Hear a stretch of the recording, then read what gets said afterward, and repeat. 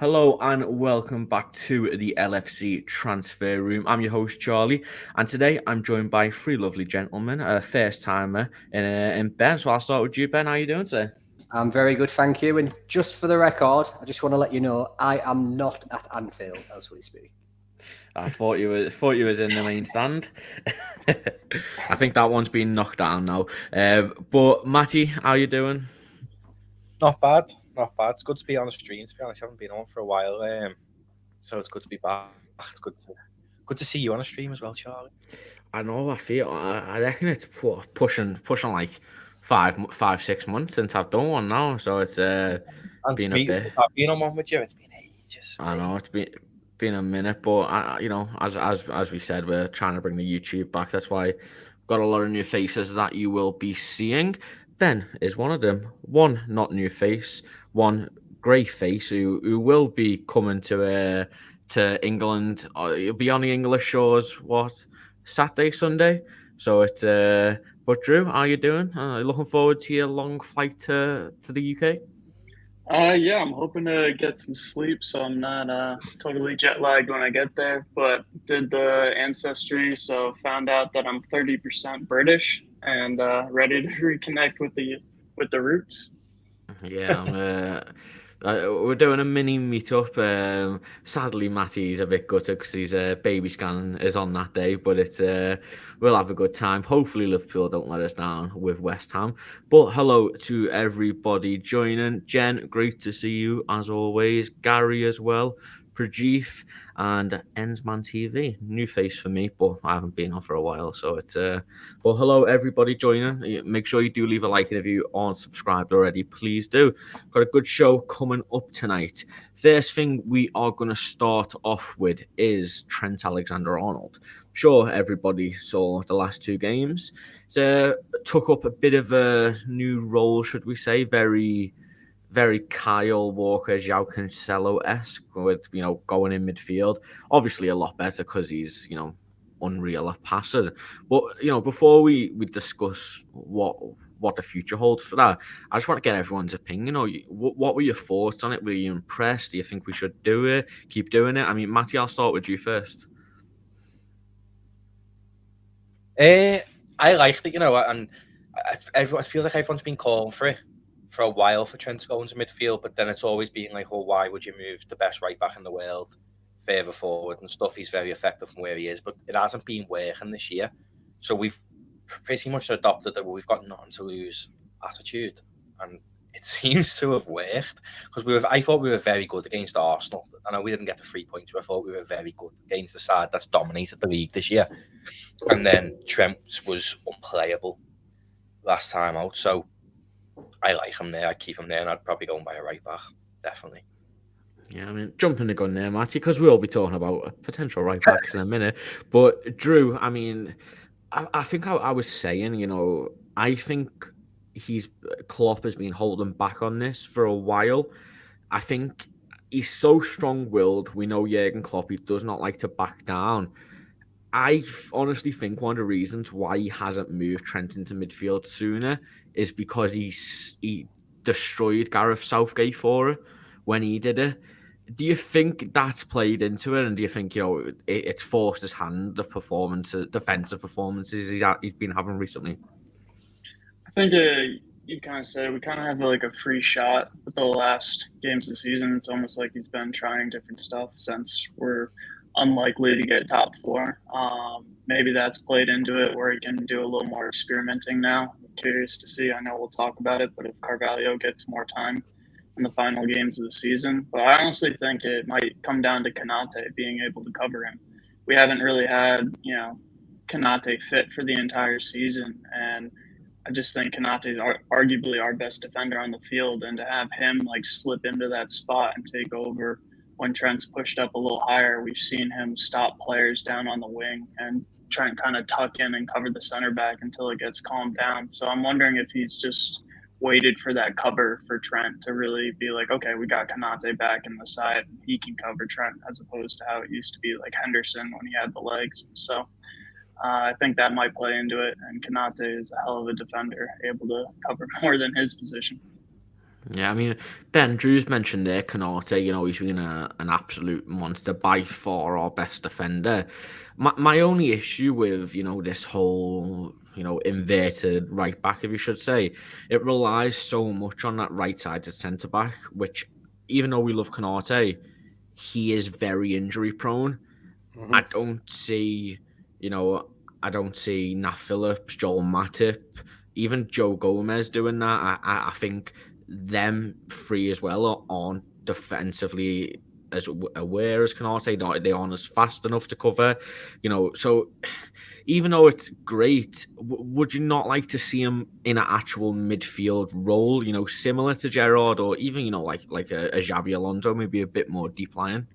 To be honest with you, it got to the point where I was sick of shouting at the TV when it came to Trent, because if you're a striker and you can't score goals, then you shouldn't be a striker. And for me, Trent defensively has been a catastrophe this season. And I think moving him to midfield was a choice that had to be made for the sake of keeping him in the team. But yeah, I think from what I've seen against Arsenal and the last game, he's comfortable in the midfield, and he seems to have the awareness about him when he's taking the ball. And he's a baller. There's no doubt about it. Not many people in the Premier League or in the world, for that matter, can pass a ball like Trent Alexander-Arnold. And I definitely think it's worth a go. Not just in that inverted wing-back position. I generally think he could play. I think he could play centre mid. I generally do. I mean, it's been coming. I speculated in our chat that I think he was performing badly on purpose at right back to get his shot in midfield. I mean, no coincidence. He ended up creating loads, getting 2 assists, thriving in there. And now everyone's asking this question. But I think, Matty, I'm in the boat that we need a right back. I think this inverted fullback has worked great the past 2 games, but I think after a while, it's gonna not blow up in our face, but people are gonna figure it out. People are just gonna realize, okay, we just double up on the left hand side. It's gonna pull Trent back into the right back as well. So, I mean, there's been talk as well about Calvin Ramsey. He had that, I think he had knee surgery, which just kept him out for the rest of the season. There's even talks about Liverpool are looking to let him go out on loan next season. So surely, do you think we need to bring a right back in, someone who can actually, who is a starter, per se, not just a backup?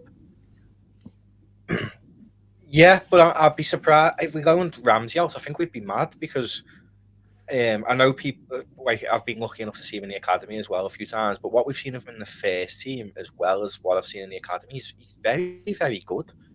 And it's someone who excites me as a footballer, and what he's like on the ball and stuff. So I just don't understand why we'd loan him out. I'm not saying he should start for us, but I'd keep him around to get minutes, because why not give him a go? That's why we bought him.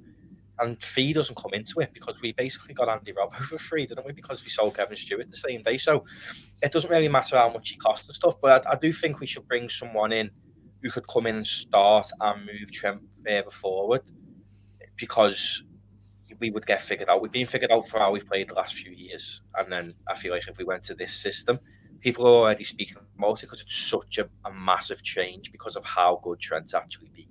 So everyone's talking about it. The media's talking about it. Other fans are talking about it. Other managers are talking about Trent in midfield. So people are going to start sussing it out. And I feel like if we just brought like what Ben said, putting Trent in midfield and just brought a right back in, then that solves a midfield option we've got. And I feel like a right back will be cheaper than some central midfielders that we've been linked with as well. So it sort of fixes that problem. Who you'd bring in at right back, though, I don't know. There's no one because the only person I thought of, like, when you, and it's not even bias coming into it, but the Trent was the best right back in the world. No one come close, and there's no one who excites me like that. And the only ones who I really like, I like Cancelo, but there's no way City are going to sell him to us. So there's no one else. Yeah, and then there's Reece James. Absolutely no way you're getting him. So there's, who else do you get? Yeah, I mean, speaking about right backs, Drew, as Matty said, the right back market, there's not a great world-class talent pool out there. It probably is going to have to be another situation where you bring somebody in who's, not as highly rated, build them up, similar to what we did with Robertson. One name that I think has been going around, people like the look of, is former Manchester City and Celtic right back Jeremy Frimpong. 22 years of old, absolutely killing it with Xabi Alonso's, Bayer Leverkusen. He's homegrown. He's Dutch. As we all know, Pep Linders is building the next Dutch national team at Anfield. So it's there's no rumours about this. It's just I'm bringing a player up who I think would be a good option, and I think he still offers that attacking fullback. I mean, I'm not expecting it to be a Bundesliga expert here, but what are your thoughts on bringing him? His value I think is around 35 million euros, so it's not expensive, and as Matty said, it's nowhere near as expensive as a midfielder that we need to bring in. Yeah, I think it honestly depends where Klopp thinks Trent's future is. If he's going to just keep him playing that inverted kind of midfield or filling into the midfield when we're on offense and then pulling them back, then I don't know. I'd go back to what Matt said about Ramsey. I don't know why we'd take him out. I know he's had his injury problems, though, and the last thing I want to do is bring in or rely on injury-prone players. So I think we definitely need to get cover. I honestly don't know much about Frimpong, but I think there's at least the two right backs that I look at would be like Lamptey on Brighton. I don't know his contract situation or anything, but he's had an exciting season. Brighton would probably try to get an arm and a leg for him. But another one was Inter. I know Inter's financial situation is a little dubious, but Dumfries at right back there, I think he's pretty progressive down the field. It's definitely an option to look at, but I really think it depends where Klopp sees Trent's future from the start. If it's right back, then it'd be hard to bring in somebody who is kind of pressing forward, really looking for their career. It might be best to hold a guy like Ramsey who's waiting for their chance. I don't see us bringing in a player who's ready to play and then going to be behind Trent if we keep Trent at right back. Yeah, I mean, Ben Prejifas, brought something up here. Trust Gomez at right back. I mean, I think apart from his main season where his centre back partnership with Van Dijk for when we won the league, I think Gomez probably looks more like a right back currently than he does a centre back. That's not saying much because he's not very good at either. Or James Milner. I mean, or as Drew said there. Bring somebody else in. If it was up to you, what decision are you going with there? I still don't believe that we're going to spend 40-50 million on a right back. The reason why I say that is this season, let's make no mistakes, we've had a terrible season and we're not dominating the ball like we have over previous seasons. And I think that when we're playing bad, it's more obvious of what the failures that Trent's making. But when we are in possession and as a squad we're playing better, I think Trent can still play right back. So I don't see us spending 40-50 million. And I'm still very much. I know we're sick of talking about Bellingham now, but I still believe that money will still go there. I refuse to draw the line in the sand that Jude Bellingham this summer is not happening. For me, I think if we were making a signing at right back, it'll be a Bosman. It'll be either a Bosman or someone with real potential for the future. The sort of names that I think we could possibly look at right back, and I know I'm going to get a bit of stick for this, but people like Mac Doherty, who's available on a free from Atletico Madrid, or maybe looking at some of the right backs who may go down this season, Kyle Walker-Peters, Tino Livramento. I just don't see us spending 30-40 million quid, 50 million quid on a right back. I think Trent can still do a job there. But ultimately, I think it depends on how we play next season. I'm not completely saying Trent's done as a right back. I personally believe that if we play better, if we play more ball, if we control the games more, then and teams aren't coming at us as much as what they have been doing this season, Trent can still do a job there. So I don't think we'll spend the money there. I think we'll spend it in the midfield. put the money towards the Bellingham fund because I still believe it could happen. And you're reading in the papers a lot. Liverpool have 100 million. Liverpool have 150 million. Liverpool have 200 million. Liverpool have 250 million. I believe what they're doing at the club's brilliant in that sense where, if everyone thinks we've got this big cash of money, what is that going to do to our bargaining position in going in for players? So I do believe there's a lot of watering down there, and I believe that we will spend a lot of money. We have got money to spend, but I just don't think it's going to be at right back. Yeah, I think my opinion on it, host hat is off. I think my dream scenario for this we go out, we sign Jurriën Timber from Ajax. Yes, he's going to cost 50 million, but he can play centre back, he can play DM, and most importantly, he can play right back, a defensive right back. When we're attacking, we drop into a back three of Van Dijk, Konate, Timber. Robertson's flying up, Trent's in midfield doing his box to box, and we're not worrying about someone covering the flank because we'll be in a back three. Look, I'm not saying I'm a tactical masterclass, but I think that is a good option for what we have.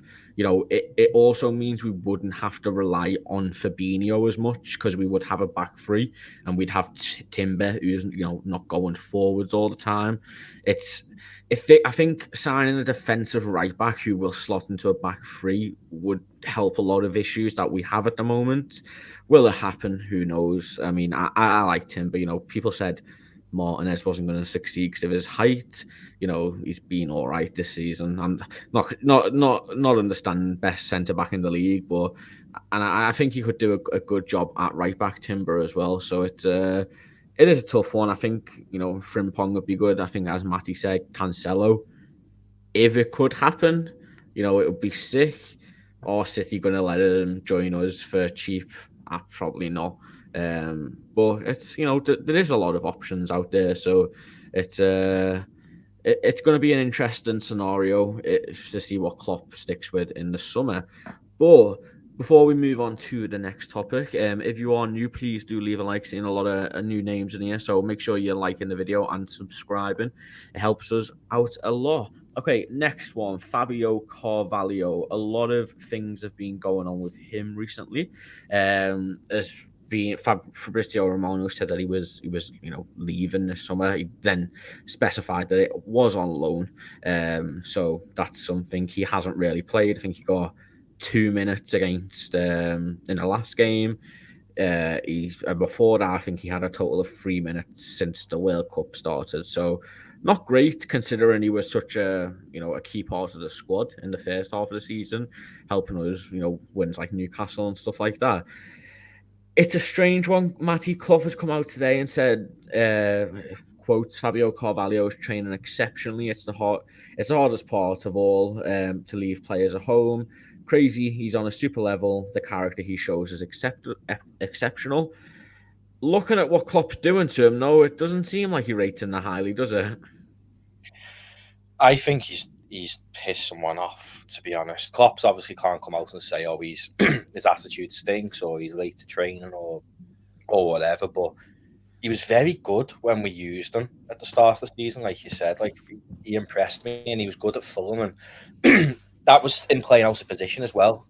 To be fair to him, he's a 10. He's like what Coutinho was for us. That's where his position was at Fulham. And we don't play with a 10, so every time he's stepped foot on the pitch for us, he's been out of position. Now, I don't know why we don't bring him on with like 15, 20 to go in the false 9 position and just drop him a little bit deeper and maybe tuck Salah and whoever's on the left in a little bit. I don't know why you can't give him a go there, because even Harvey Elliott, I think, would excel in a 10.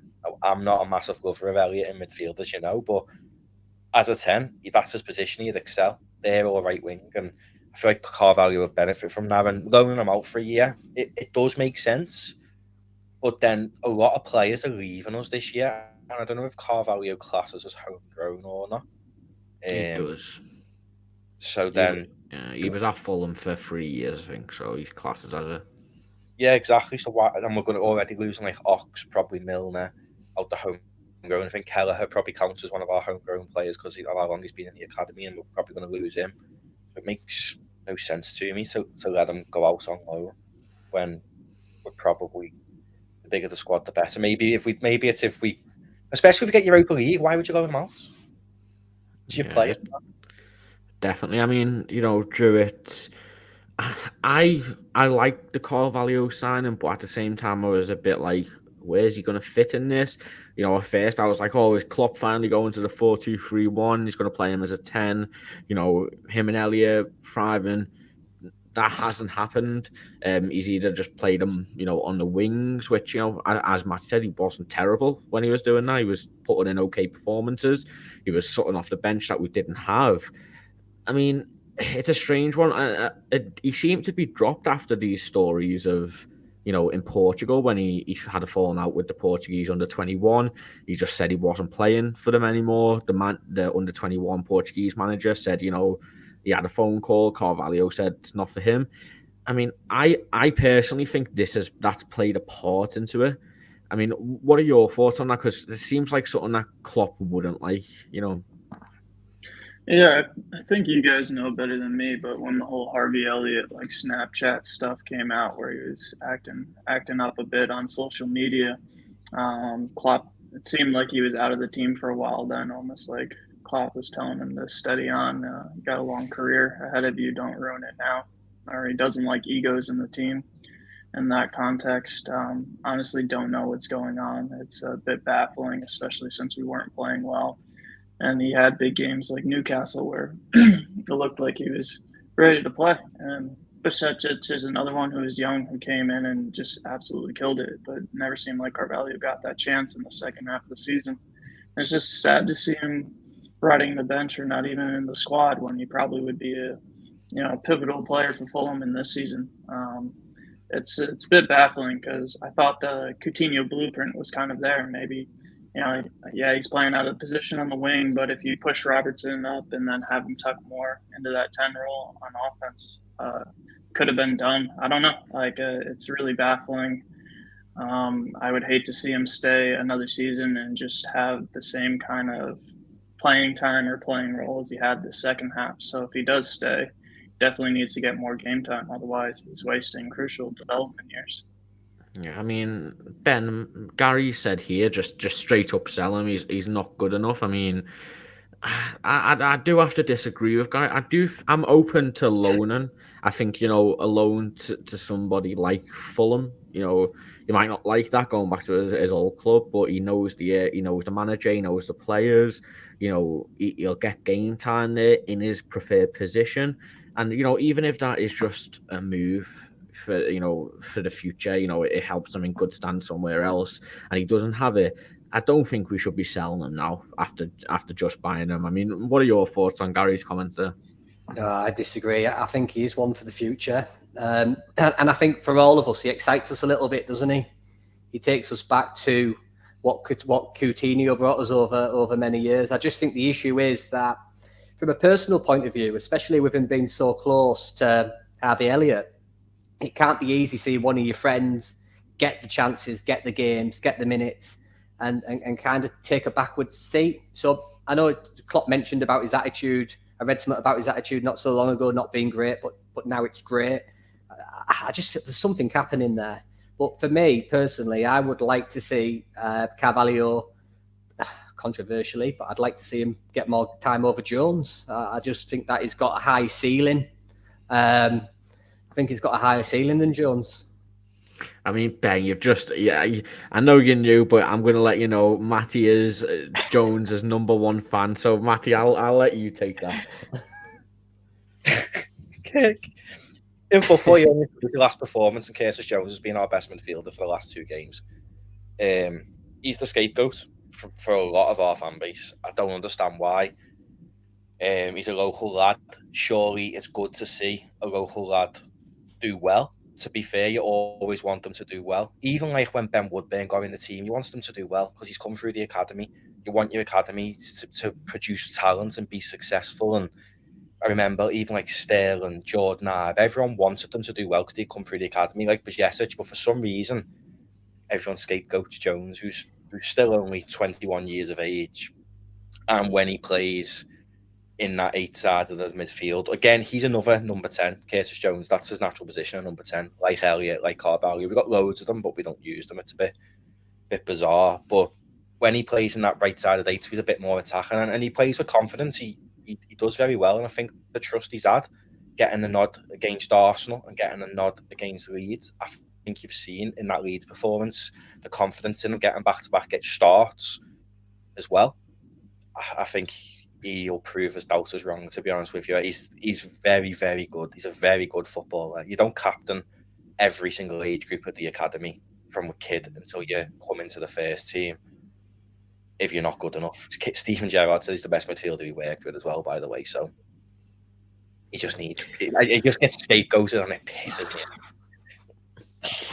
I just think that for me, the ceiling, and I'm not take away sentiment for a minute. I think that if both Curtis Jones left Liverpool tomorrow and Fabio Carvalho were to leave Liverpool tomorrow, Fabio Carvalho would have a better career than Curtis Jones. No way. I mean, look, we're getting off topic, but I mean, I would guess Jones already won the Premier League and the Champions League and the Super Cup and a Club World Cup and everything else in between. Just saying. Yeah, I mean, Ryan Matty, Brewster's won Champions League too. Man. Yeah, I'm sure you could have won it if you were sitting in this place. Look, I mean, James has got a video coming out. Matty decided to sit it out because it would be a 10-minute video of him talking about how good Curtis Jones is and how he deserves the number 8 and to build a statue. But James has got a really good video looking into Curtis Jones. Should he be? Should he not? What the future holds for him? Hopefully that will be out sometime next week, maybe. Bit of a sneaky one, but we all know Matty. We all know Matty's view on Curtis Jones and how he thinks. I won't start things, but your comment on Elliott was a bit mad. I've always maintained that Curtis Jones shouldn't start for Liverpool, but he's a local lad who's happy to sit on the bench and get his minutes here and there, and he represents every single Scouse lad who's grew up wanting to play for Liverpool. For me, we've grew up seeing that stadium. I know it's different for people like Drew and stuff who I can't wait for him to see us again. But like growing up, when you want to be a footballer and you want to be the next Stevie G, Jones is all of us on that pitch. So we should like be backing him, Joe. I mean, like it's good. Like Carvalho, there's no way he grew up. Imagine he played for Liverpool. Jude Bellingham did, but you know what I mean. Like there's players who've grew up who don't support us.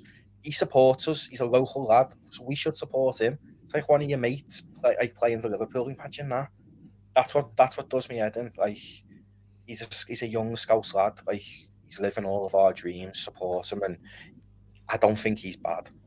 I really don't think he's bad. He's had a couple of bad games, but you think back to when he played in that whole midfield, Charlie, and was against Arsenal. Very, very well. Very well. Whenever he's been asked to do things, he plays out of position all the time and does the job for me. A couple of bad performances doesn't change how good you are as a footballer. Yeah, I mean, I'm sure Jen has.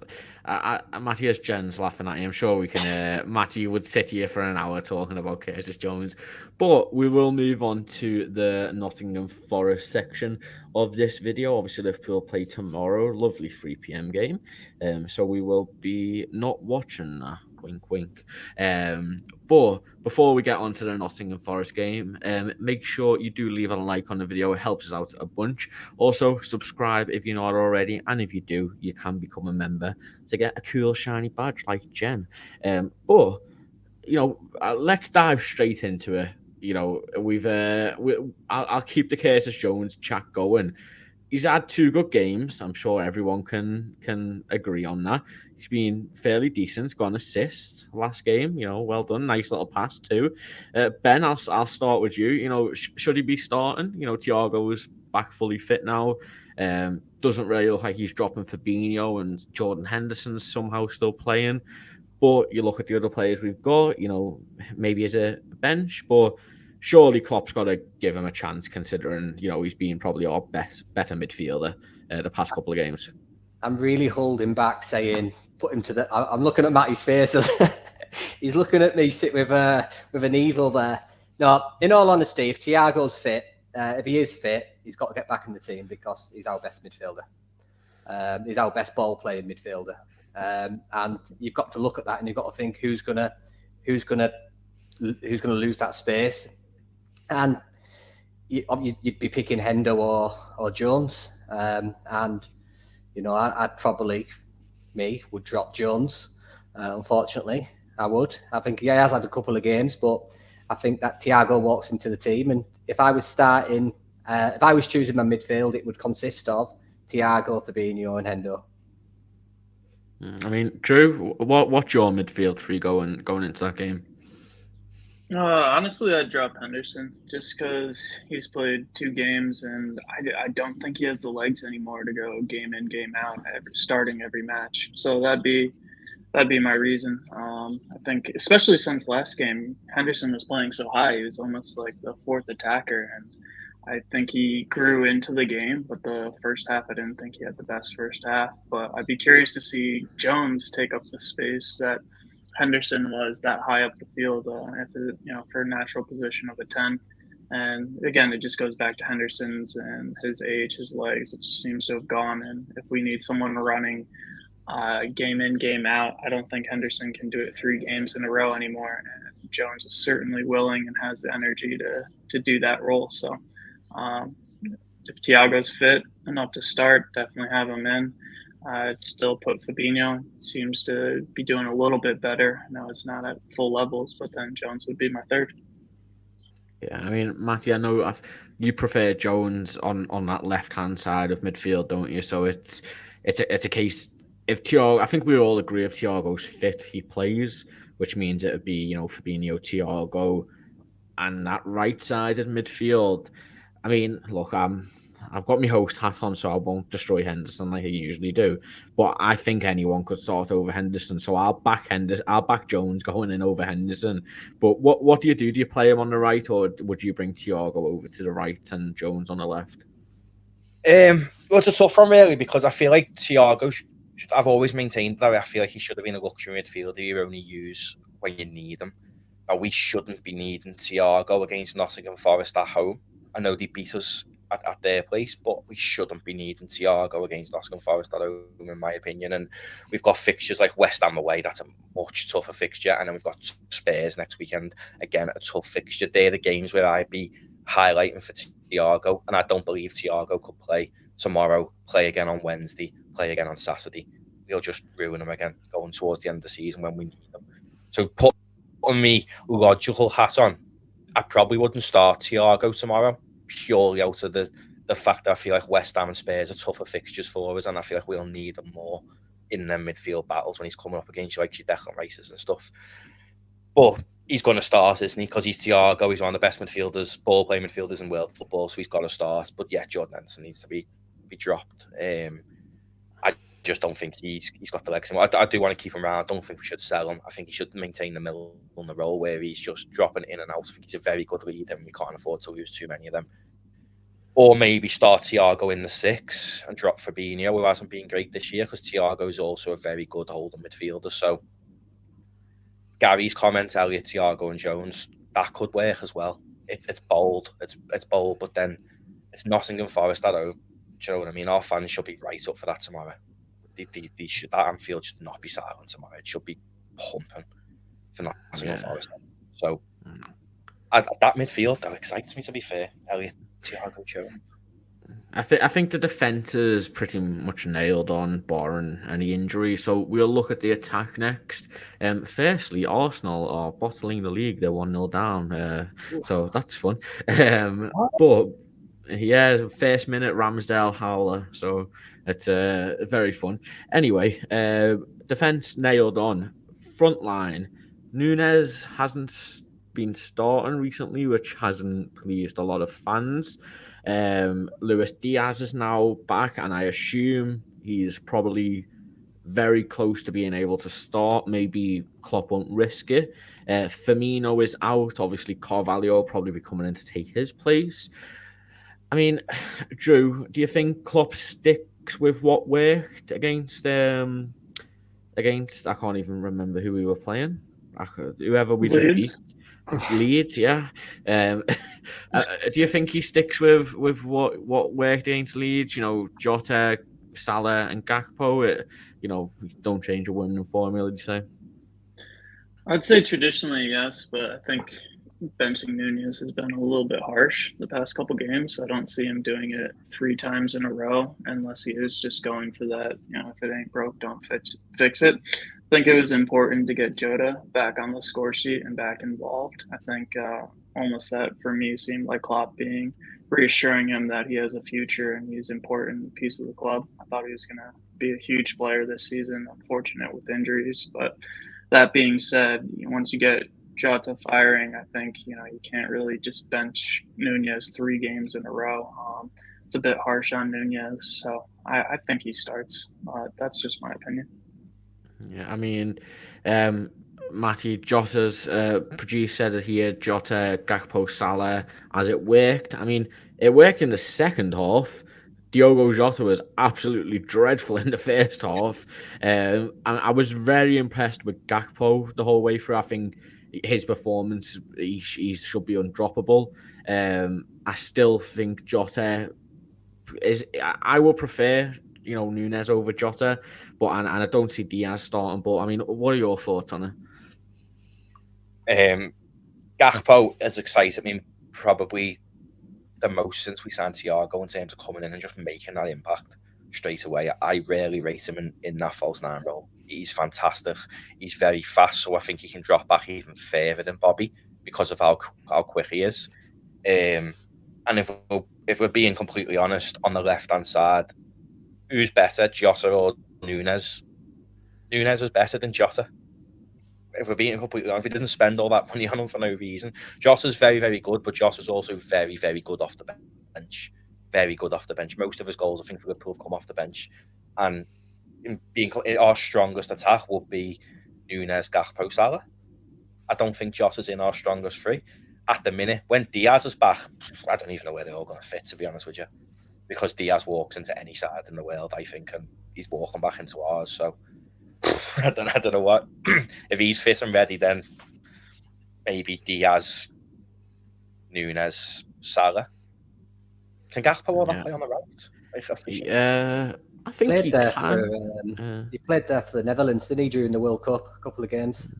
Yeah, maybe start him out there because I haven't been impressed by Salah this year. So, I mean, a game against Nottingham Forest, like I'm saying, we should be winning at home. I'd rest Salah for West Ham away, to be honest, because I think it's a tougher fixture, and every single fixture is a cup final right now.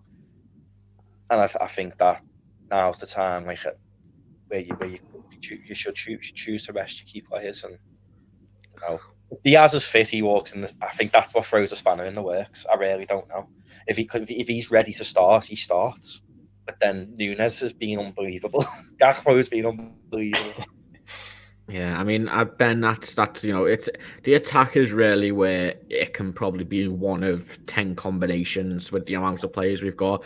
I mean, Pradeep has said here. Oh no, that's the same one. Gary has said here: Gakpo, Starman, and Salah. I mean, personally, I think I would agree with that, mainly because I've got Gakpo in my FPL team. My last ditch attempt to catch Richie, but I mean, what are your thoughts on Diaz? I don't think we should rush him back. I think unless he is 110% fit, I think he should be on the bench and, this time maybe get 40 minutes, and then next time he starts, get 60. I mean, what are your thoughts on that? No, I think that is exactly what I think will happen. I reckon he will get a good run out tomorrow. I don't think there's no chance he's starting. I don't think there's a chance in that. But what a nice problem this is, by the way. What a lovely problem. I hope we have this exact same problem next season in midfield, because this is what makes us feel good, isn't it? That's a good problem to have. Who is starting up front? Who is it? And to be honest with you, I don't care. I think whichever 3 we start with tomorrow, we're winning the game comfortably. So if Nunez starts, great. If Jota starts, great. Salah starts, great. Cody Gakpo starts, great. I don't see Diaz starting, but yeah, I'm with you on that one. Get some minutes in, and then a little bit longer against West Ham, and then so on.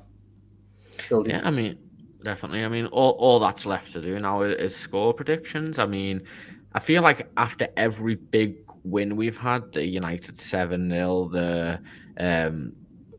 the one earlier in the season, I can't remember who it was, but I feel like after every big win, we've lost the game after. Bournemouth, I think we've lost the game after or dropped points after. So it's I'm not that confident, but Matty, I'll start with you. What's your prediction going into this? I reckon we batter them if Anfield's firing. I think that's so important because Forest, they shouldn't be where they are in the league. The players they've got, I think they're a good side, and they've shown that against us at their place. They were fantastic that day, to be fair to them. And I rate Steve Cooper as a manager as well. So I think they're a very good side, but our fans should be right up for that tomorrow. Right, I expect to be in Anfield and it be bouncing because it has disappointed a lot this season. With Nottingham Forest at home, we haven't had this for a long time. Like, we should be up for it, given the opponents. So I'm going to go 5-1. I mean, Drew, we have been winning by some high scores. It's not a 12:30 game, fortunately for you, so you don't have to be waking up at like 3 a.m. to watch us lose like you have been the whole season. But going into this, it's, as Matty said, it's at Anfield. It's against a relegation candidate side. What are your score predictions? I think it'll be 2-0. Like, I think we'll get maybe a goal in the first and a goal in the second, or 2 goals in the second half, and kind of cruise through it. Yeah, nothing more than that. Yeah, and Ben, yourself? I was going to say 5-1, but I'm going to go 4-0. 4-0. That's a nice clean sheet. Hopefully, I hope that happens. I'm gonna go. I think I'm gonna go 3-0, and I'll go a little Nunes hat trick because why not? Get him. I think if he bangs a hat trick, he equals Suarez's record for his first season. So, hopefully he could. Insane as well. I'm gonna back it because you said that. Yeah, and while we have been talking, Theo Walcott has doubled Arsenal's lead. So, looks like the Premier League title is going back to Manchester. But that's all for today, really. I know. It's also, too, a bit of a random one. I don't know if anyone saw the Premier League player that was rapping and had a mask on that was going around TikTok and Twitter. That is now being revealed to be former Liverpool player Shea Ojo. Not a Premier League player, but it is Shea Ojo. I thought it was reached out to me. Oh, yeah. A lot of people thought Arsenal or Palace players. But I think Ojo is a Londoner, so it fits it, and fair enough to him. Didn't really make it as a footballer, so maybe rapping's is a next career step. But thank you everybody for joining today. All the usuals. I really appreciate you guys tuning in. If you haven't, make sure you leave a like and subscribe. It really helps the channel grow. Matty, Drew, and Ben, thank you so much for joining us. We will be back tomorrow after the game for the post-match reaction. So make sure you are subscribed with notifications on, and hopefully the Reds can win tomorrow to make us all happy. But thank you everyone for watching, and goodbye.